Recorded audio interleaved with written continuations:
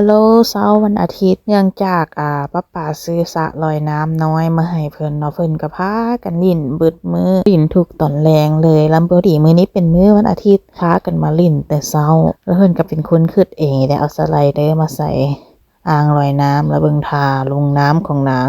ดื้อนะหลังจากลิ้นน้ำแล้วก็พากันมา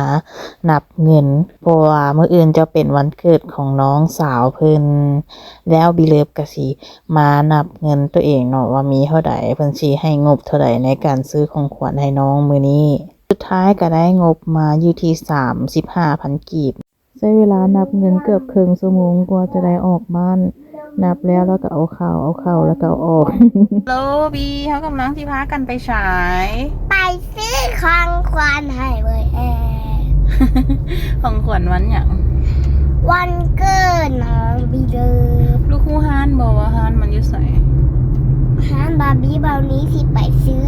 แม่นบอกของฟ้าสดใสขนาดเลยใส่ลูกเสี่ยวอย่างให้น้องเขาไปซอกของให้น้องก่อนในงบเท่าไหร่มีงบเท่าไหร่ตุ๊กตานี่วะ เ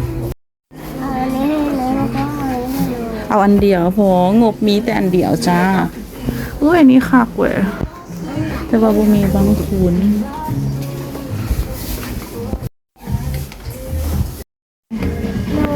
ป้าได้บางอย่างหลายเลย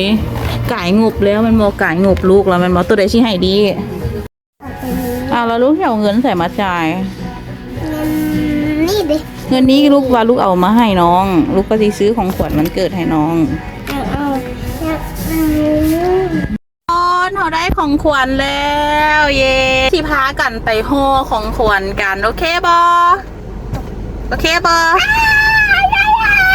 ไปห่อของขวัญมันบอจากงบที่ลูกให้มีเท่าไหร่ก็